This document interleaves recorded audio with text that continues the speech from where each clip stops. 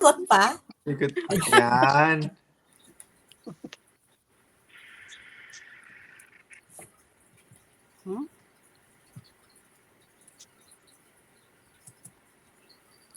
Ayun, naka-live na tayo. Yes! We are live! Yay! Pasensya na Yeah, po good sa evening. technicalities. Magandang gabi po sa inyong lahat. Good evening sa lahat. everyone. Kahit na medyo late na kami pero nakakahabol pa rin kami. So, by the way, magandang gabi po sa inyong lahat. Salamat sa inyong mga oras. And syempre, ang live na ito is para magbigay ng inspirasyon sa mga manonood ng ating live ngayong gabi. Kung saan kayo nanonood ng ating live, magandang gabi po. Ito ay kwentuhan lang, totoong kwento ng mga taong tulad nyo na sana makarelate kayo sa aming magiging kwentuhan ngayong gabi. Kung ikaw ay immigrant, breadwinner, at working parents na kagaya namin at pakiramdam mo is pagod ka na, pero kailangan mo pa rin lumaban. Welcome ka dito sa aming live. And kasama ko ngayon ang ating mga guests. Ayan, nakikita niyo naman sa inyong mga harapan. Kahit may takot, kahit pagod, kahit pakiramdam nila noon, wala silang alam. Kahit pa nanginginig ang mga tuhod. And siyempre, bago tayo mag-start, gusto ko muna magpakilala sa inyo. Siyempre, sa mga bago pa nanonood ng ating live, hello po sa inyo. This is Alona Marhujo Shinosaki po, born and raised in Lucena City, Philippines, and currently living here dito po sa Tochigi-ken. And I'm a single mom, a mom of 2 boys. Dati po ako nagtrabaho ng 3 jobs. Andiyan po ang nursing assistant, nagtrabaho po sa laundry, at nagtrabaho po tayo sa gabi, all at the same time. So, hindi ko na po pahabain ang aking introduction. Siyempre, gusto ko munang ipakilala sa inyo ang ating mga special guests for tonight. And of course, so ayan to start. Bro Danilo, please introduce yourself sa ating mga followers at sa inyong mga followers, syempre. Magandang gabi sa lahat, sa mga followers namin, followers ko, sa mga dreamers natin. Ako pala si Danilo Daguok, isang tubong Bisaya, Mindanao. 18 years na ako dito sa Japan, nagtatrabaho sa factory. Gusto ko lang sa inyo na mag-business lang tayo para dire-diretso ang ating sa ating buhay. Wala naman tayong pangarap kundi para sa ating pamilya. Yan lang po, Coach. Okay, maraming salamat. And siyempre pa, ang pangalawa nating guest, Sis Rosalie. Introduce yourself. Yes. Thank you. Thank you for pag-invite dito. It's my pleasure talaga, grabe. Ang puso ko ay very happy. My name is Rosalie, proud of 3 young adults and currently living here in Japan but originally from Philippines. And the same time I'm a full-time sales clerk, working hard, standing long hours, doing my job excellent, but parang dun ako na na-stuck. And then I'm doing this at the same time I'm doing this online being an online entrepreneur because I believe my story is not yet finished, but this is my life-changing solution. So that's me. Back to you, Coach. Ayan, maraming salamat, Sis Rosalie. And of course, ang ating third guest, ang ating special guest, Bro Christian. Go. Yes, thank you. Of course, pasensya na. Yung mata ko umikot-ikot kung saan-saan kasi may inayos ako sa computer natin para makapanood yung ating mga followers and dreamers natin. So, yun. By the way, ako pala si Christian. So, almost 20 years na rin dito sa Japan as a factory worker. And isa rin akong high school graduate. And of course, isa pinaka ano ko talaga, ako is mahihain talaga. I'm a shy person. And yun si Christian na sobrang mahihain. Pero dito ako natuto sa business na ito. And I think napakalaking bless sa akin na meron itong digital business which is meron tayong learnings. And kaya ito, nakikita nyo ngayon, nakakapag-share, nakakapag-live. And yes, nandito kami to inspire mga dreamers or sa mga gusto mag-start ng business. So, yun si Christian, sis Coach Aruna, na dating mahiyain. Back to you. Okay, maraming salamat sa inyo sa inyong mga introduction. Siyempre, maraming salamat sa mga nanonood ngayong gabi, lalong-lalo na sa mga mother na kagaya natin. Maraming salamat. And hindi ko na patatagalin ito. Ready na ba kayo? Sa ating pagkukwentuhan ngayong gabi. So, gusto ko munang tanungin, siyempre, si Kuya Danilo, si Danilo Daguok, siyempre, gusto kong itanong sa kanya is ano yung pinakamalaking takot mo bago ka nagsimula ng ganitong negosyo? Kuya Dan. Yes. Magandang gabi ulit. Ang takot ko is siyempre hindi mawala yung kung ano sa isipan natin dahil bago pa lang ako dito. Matagal ako sa Japan pero sa business na ganito, first time ko pa ito. Dahil hindi ko naman akalain na makapasok ko dito dahil hindi dahil sa yukot. Siyempre, takot ko dahil iba-iba ang nasa isip ko eh. Baka mamaya iba ang takbo ng business na ito, ganyan. Mm-hmm. Tapos biglang mag-cross, may ano pala, may tawag nito. May mga ano palang hindi maganda, ganyan. Pero sa tagal, 1 week o 1 month yata, na-realize ko, mas maganda pala mas maganda pala yung napasukan ko na business. Kaya, nung umpisa pa lang, siyempre parang ako nalito, hindi ko alam kung anong gagawin ko, ganyan. Kaya tanong ako sa inyo kung anong magandang gawin. Siyempre, tinuruan niyo ako hanggang ngayon. Pasensya na kayo talaga. Hindi ko naman kuhan talaga na maka-business ng ganito dahil focus ako noon sa trabaho ko dahil mga anak, ganyan, nag-aral. Pero ngayon, may time na talaga na maano ko sa business. Pero at least sa 2 taon, 1 taon, maano ko na, ma-memorize ko na talaga. Kaya kung sino man dyan gustong mag-business, huwag na kayong mag-dalawang isip para matulungan namin kayo. Lahat tayo magtulungan para umasinso ang ating buhay. Yan lang po, Coach. Ayan, maraming salamat, bro. Nako, relate kami sa nagiging experience mo ngayon kasi ganyan din kami. Nagsimula din kami ng walang alam, di ba?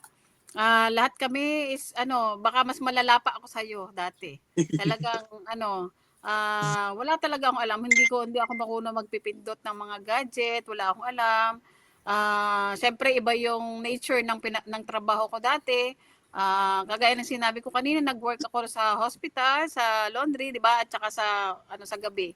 Ibang-iba sa ginagawa natin ngayon. Kaya okay lang na na wala tayong alam sa simula. Pero andito naman tayo, meron naandiyan ang iyong mentor, nandito ako para mag-guide sa iyo and andito tayo para magtulungan. Siyempre, lahat ng gagawin naman natin dito ay sama-sama tayo. Kumbaga, nandito tayo para magtulungan. Kaya nga tayo may magandang community, di ba? Nandito tayo para mag-guide sa isa't isa. And yun, maraming salamat Kuya Danilo. Maraming salamat. And of course, next naman ng ating question, Sis Rosalie. So ayan. Ano ba? Ikaw is a mom ka din. So kagaya ko, gusto kong tanong sa iyo is bilang immigrant, breadwinner or working parents na kagaya natin, ano ang hirap na hindi mo masyadong na-share sa iba? Yung mga na-experience mo sa ganitong negosyo or sa sarili mong lifestyle, ganyan. Yeah, thank you. Hirap. Siguro I experienced dito kasi for being I started dito sa business a full-time sales clerk. So ang sa nature ng trabaho ko ay talagang 10 hours on talaga standing position. So pagod na pagod, but at the same time dahil sa grabe ang ko talaga na mabago ang buhay ko, so I doing this business na fit talaga sa akin. Kasi after long hours ng pagtatrabaho, nagagawa ko ang business ko without pressure. Hindi ako napipressure or hindi ako nai-stress. Parang easy. Kasi uupo ka lang naman, nasa bahay ka, while na bago ka matulog, you can do this business kasi meron siyang amazing training step by step, and the community, pag hindi mo alam yung mga bagay na about business or mga bagay na hindi mo alam about kasi I'm started here in the business na talaga walang alam sa computer dati. Alam ko lang talaga yung ba to, yung cashier magpipindot ng sa pera, ganyan. So hindi gumagamit ng computer but not more on talaga hands-on talaga sa computer. So dito ko natuto sa sa business, and more on na natulong talaga sa akin ay developing myself, my habit, and time management. Then ang pinakakalaban ko talaga sarili ko. Yan yung pinaka matinding sigurong naging kalaban ko. Hindi ko kalaban kung paano ko itatatag yung aking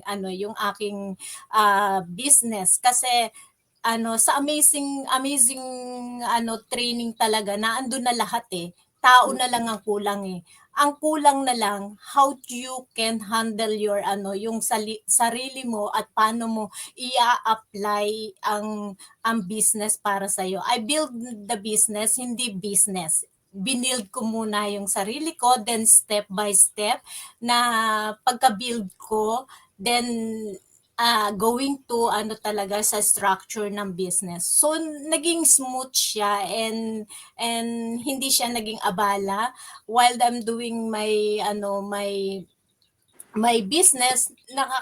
Hindi siya abala sa pagiging employee ko, full-time employee. So that's it for me. Back to you, Coach. So ayan, thank you Sis Rosalie. Nako, alam ko maraming nakaka-relate sa atin, nakagaya natin mga mami, 'di ba? Siyempre sa una wala tayo talagang idea kung ano ba yung gagawin natin dito. And siyempre dito na build yung ating confidence, 'di ba? Yung kagaya ng sinabi mo kanina, binibuild natin muna yung sarili natin. And of course, kahit gaano ka busy, kasi tuturuan ka dito kung how to manage your time talaga.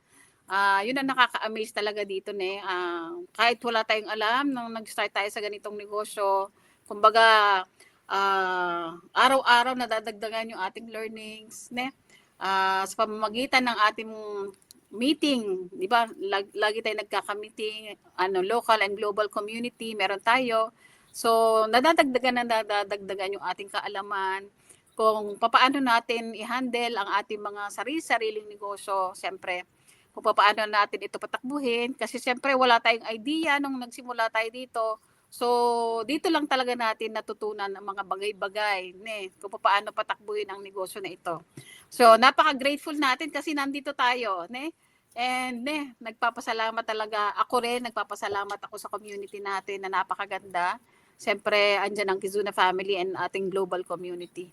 Talagang nakaka-amaze kasi every time na every week, lagi na lang tayo nadadagdagan ng learnings talaga. So ayun, maraming salamat Sis Rosalie, and of course, ang matagal na nag-iintay ng ating tanong. Si Bro Christian. Bro Christian, ayan. Ano yung ang gusto kong itanong sa iyo, ano ba? Ano yung biggest na biggest mindset shift mo dito nung nagsimula ka ng negosyo? Wow, biggest Biggest shift mindset shift. Okay, parang mahirap yung tanong yan. Parang tanong kay Bro Danilo yan na. I think sa akin marami talaga pero yung sa akin yung mindset talaga, yung biggest shift mindset ko, I think siguro pupulot lang ako ng isa I know marami talaga tayong mga mga mindset na natutunan dito. And of course pupulot ako sa isa na ko yung pagiging mindset talaga is yung yung sa akin is yung positive talaga, yung positive mindset. And simple lang yun narinig natin yung positive. And of course yung minsan yung mga negative talaga. And ang natutunan ko sa positive kasi of course sa negative talaga noon ang dami nating nakukuha sa mga trabaho. And of course minsan may mga magandang araw, of course pero sa akin ang karamihan hindi maganda kasi of course umaga pa lang hindi mo alam kung ano yung pwedeng yung mga salita minsan galing sa mga co-workers or mga iba't ibang mga tao doon. Of course, may mga leaders kailangan nating sundin. And wala tayong magagawa doon kasi nagtatrabaho tayo doon. And now, yung nakita ko dito sa business nung nandito ako, bakit positive? Kasi tayo rin ang bubuo ng positive mindset sa sarili natin, hindi ibang tao, tayo rin ang gagawa. Kasi the more na negative ang nilalabas natin sa bunganga natin o sa bibig natin, so magiging negative din yung yung energy natin talaga and yung feeling kumbaga mahina talaga yung energy natin. Unlike na pag positive yung mga nilalabas natin sa bibig natin, so parang yung mga conscious yung mga conscious mindset or yung mga subconscious pumunta sa utak natin and mas na-adapt ng yung katawan natin talaga. So yun yung napakalaking sa akin. Yun na gusto kong mas ma-deliver ng aking yung mga positive mindset na i-deliver sa aking katawan, which is yung nagiging result dito sa aking everyday routine ko na kailangan kong magiging positive. Of course I know may hirap talaga na magiging positive lagi pero of course kailangan natin i-practice yung sarili natin. Yun nga, ang natutunan ko dito is dapat positive yung lumalabas sa bibig natin tungkol sa sarili natin. Huwag tayong magsabihin ng negative sa sarili natin na hindi ko kaya, natatakot ako mag-start. Baka yung business na yan na nabanggit nga kanina ni Danilo, ano ba yung business na yan? So which is, naibigay ko yung sarili ko, negative na kagad. So yun ang pupasok sa akin kasi marami akong doubt sa sarili ko, sa mga ibang tao.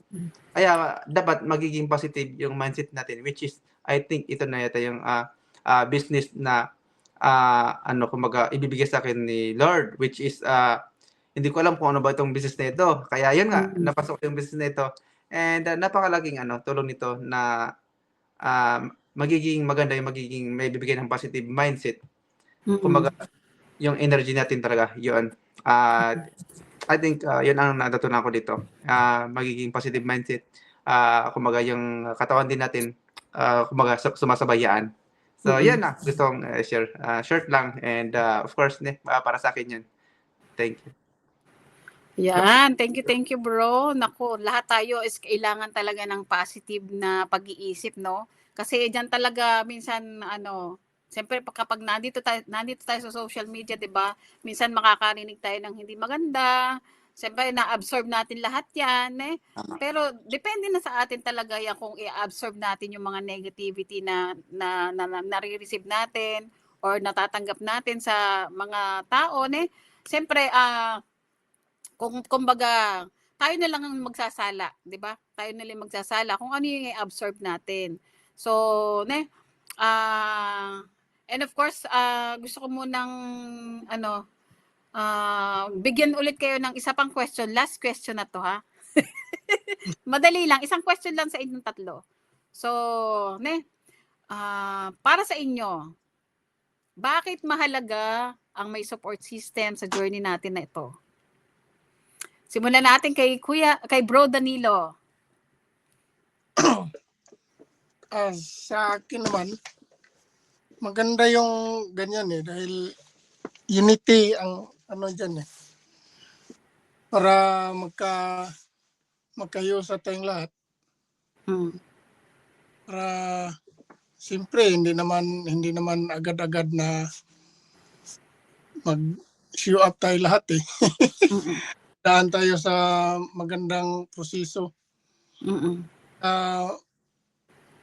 Mahirap pag hindi mo accept sa isip na yung business. Dahil katulad ko, bago pa lang, siyempre nag-alangan ako sa mga maghanap ako ng magandang solusyon kung anong magandang gawain. Mas magbuti yung ganyan dahil ang dami mong malapitan.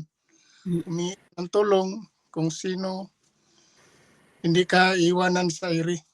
Yan ang magandang yan ang magandang kumbaga unity sa buong sa buong community natin. Para sa akin, mas the best yung ganyan.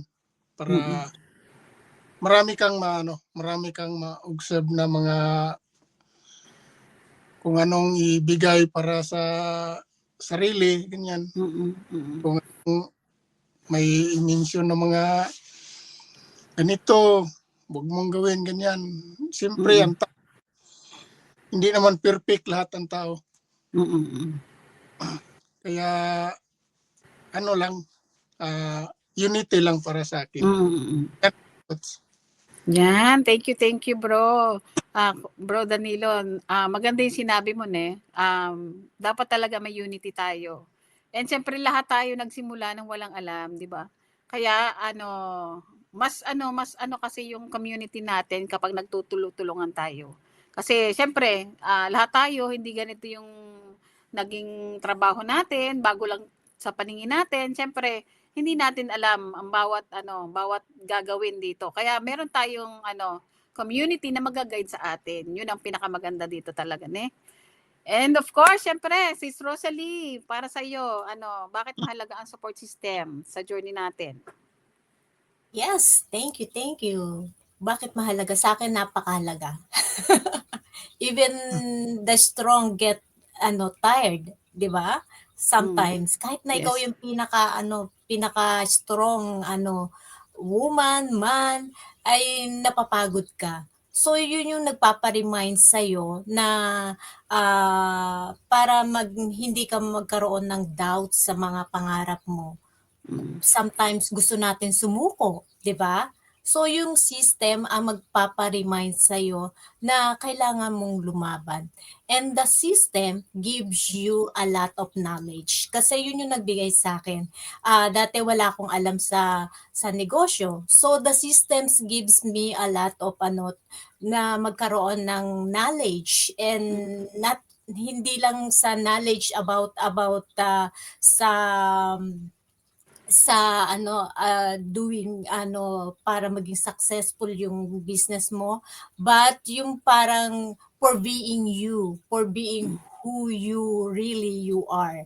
Kasi pag kilala mo ang sarili mo at na-connect mo ang sarili mo, you can easy to connect yung sa higher natin, creator. So pag nakapag-connect ka sa creator na yan, hindi ka matitibag kahit na anong struggle and for having a business talaga. Pag business lang ang pinokus mo, mapapagod ka But pag yan ay binigyan mo ng na-connect mo yung sarili mo sa who really you are. So kahit na nung struggle pa yan, kahit na ano pang yan, hindi ka matitibag. So the systems gives you a lot na para mabuo ka bilang ikaw at mapatakbo mo ang business mo, 'di ba? Right? Yes. So yun yung mga naibigay sa akin, and the best is confidence. Kasi dati wala akong confidence sa sarili ko. So yung consistent and committed ko, dun ko na buo ang confidence ko. Dati hindi ako makapagsalita. Kung ano, Diyos ko, nanginginig ako, hindi ko alam. Ang daming, ano nga ba? So, ganun. Hindi ko alam. Minsan nakakalimutan ko pa kung ano sasabihin ko. But despite of the the community and the system and the people na i-uplift ka, doon ka nabuo yung confidence ko. So sa confidence mo, magiging yung parang natural nang mai-deliver mo ko ano yun. Kasi marami ka ng bit-bit. Pag marami ka ng bit-bit, you are prepared, makakapagsalita ka na ng normally from your heart. Yun yun. Yes. Walang script. Dati may script ako. So walang puso. Right now, I can speak, I can talk, I can deliver what basta lahat ng nasa puso ko sinasabi ko because ito ako eh. Yan ako. Doon kasi this is my life-changing solution. Binigay sa akin to ni Lord. So, ko to, ipaglalaban ko. This is my ito yung sagot sa future namin mag-iina at ito yung naging sagot sa sa kahirapan namin nung nag-struggle kami, nagkagutya-gutya, nagkaroon but now my family, 'di ba? So nabuo ko yung sarili ko, nabuo ko yung family ko. Nang Yes. without faith with God. So with purpose. Yun. That is for me. Back to you, Yan, Kay. thank you sis. Napaka-inspiration yung mga sinabi mo siyempre dito sa negosyo na to talaga is ang sarili talaga natin ang pinaka-greatest foundation natin na bubuin, 'di ba? Kagaya ng sinabi ni Sis Rosalie, kahit anong bagyo pa yung dumating sa atin, hindi na tayo matitibag kasi yung natin na-build na natin yung strong foundation natin, which is yung ating sarili. So, yon, thank you Sis Rosalie. And of course, Bro Christian, para sa iyo, bakit mahalaga ang support system sa journey na ito? Yes, thank you. So of course thank you Sis Rosalie. Gusto ko lang sabihin na agree ako sa iyo na kahit ayaw natin yung business, binigay pa rin sa atin to. And kaya ito, 'di ba? So of course mas nabuo yung ating kumbaga futures, ating mga family, and mas naging clarity, meron tayong clarity kung ano magiging future talaga natin. So I think you Sis Rosalie doon. And yes, bakit mahalaga yung support system talaga natin? Of course, lalo na sa akin na which is no knowledge about dito sa business na ito. And of course, agree din ako kay Bro Danilo na which is meron tayong mga community. Kailangan natin ng unity.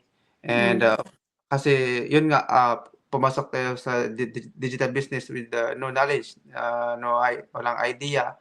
And tama yung sabi ni Bro Danilo na tawag doon, hindi ka iwanan. Yes, hindi ka iwanan talaga kasi of course binigay ito sa atin ng God, which is kahit ayaw natin pero binigay sa atin, which is I know maraming natatakot and ano ba yung business na ito.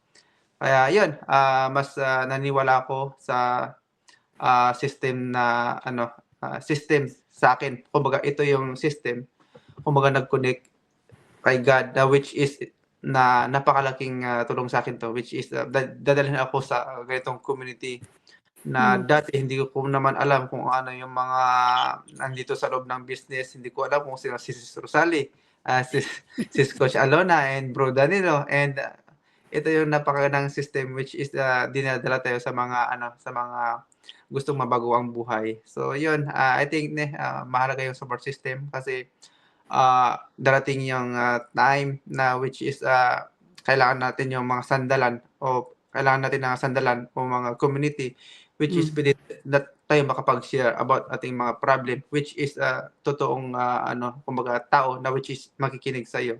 Talaga kasi una ko dito kasama ko yung asawa ko which is nakapag-share kami about sa mga kwento namin and nakinig sila and dito ito si sis Coach Alona, nakinig siya kung ano man yung mga struggle namin sa buhay.